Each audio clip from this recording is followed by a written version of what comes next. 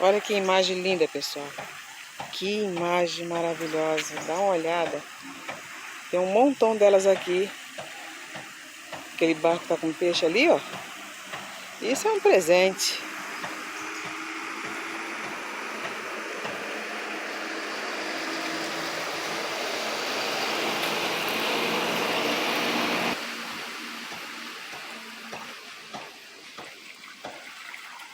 Aqui em Jurujuba, para tudo quanto é lado que você olhar, tem uma garça.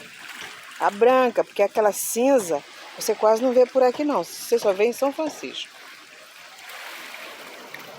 Elas costumam estar nos barcos. Olha lá, estão sempre nos barquinhos, ó. Dá uma olhada. Dá um zoom para vocês verem, ó. Ó, pra vocês verem. Tá vendo?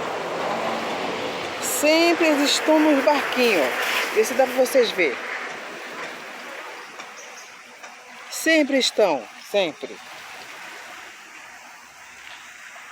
Então, eu ver uma coisa dessa, meu dia tá ganho.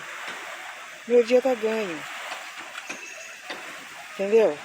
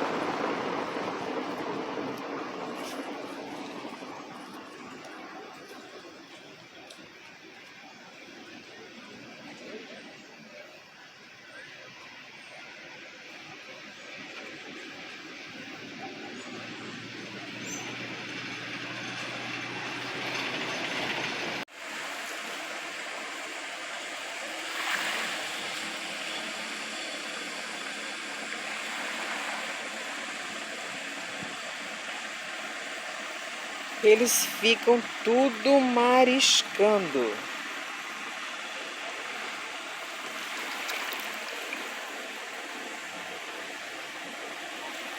Tudo em cima dos barquinhos.